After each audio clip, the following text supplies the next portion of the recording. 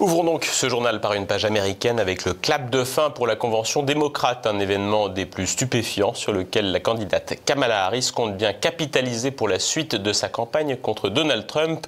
Rémi Tell. Officiellement investi.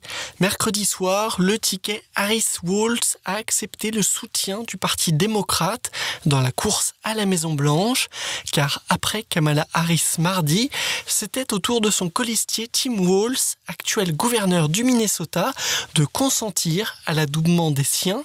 Une nomination saluée comme il se doit par le monde des médias, y compris en France. Le Nouvel Observateur titrant même, je cite, « Le colistier de Kamala Harris électrise la convention démocrate à Chicago ».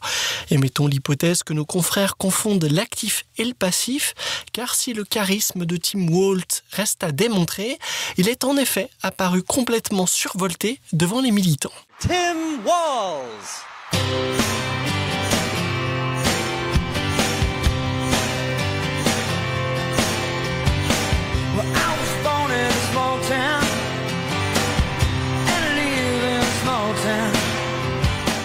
Une entrée en scène saugrenue à l'image du reste de l'événement. Ainsi, des bus avaient par exemple été affrétés aux abords de la convention pour permettre aux participantes d'avorter et aux participants de réaliser des vasectomies. D'aucuns se réjouiront que les démocrates ne puissent plus faire d'enfants, quand d'autres ont tout simplement dénoncé une initiative satanique. Quoi qu'il en soit, la raison semble avoir déserté les rangs de la gauche américaine. Il faudra bien tout le poids des époux Obama pour laisser à la convention démocrate un autre goût que celui du sordide. L'ancien président américain qui, postant une photo de son passage sur scène aux côtés de sa femme Michelle, a déclaré, je cite, « Faisons tout ce qui est en notre possible pour faire élire Kamala Harris et Tim Walz en novembre prochain. À le lire, on croirait donc la cause désespérée. » Rien n'est en effet joué, malgré le soutien des milliardaires et le matraquage médiatique en faveur du soldat Harris, matraquage objectivé par les analyses du Centre américain de recherche sur les médias. L'actuel vice-président des États-Unis reste à la peine.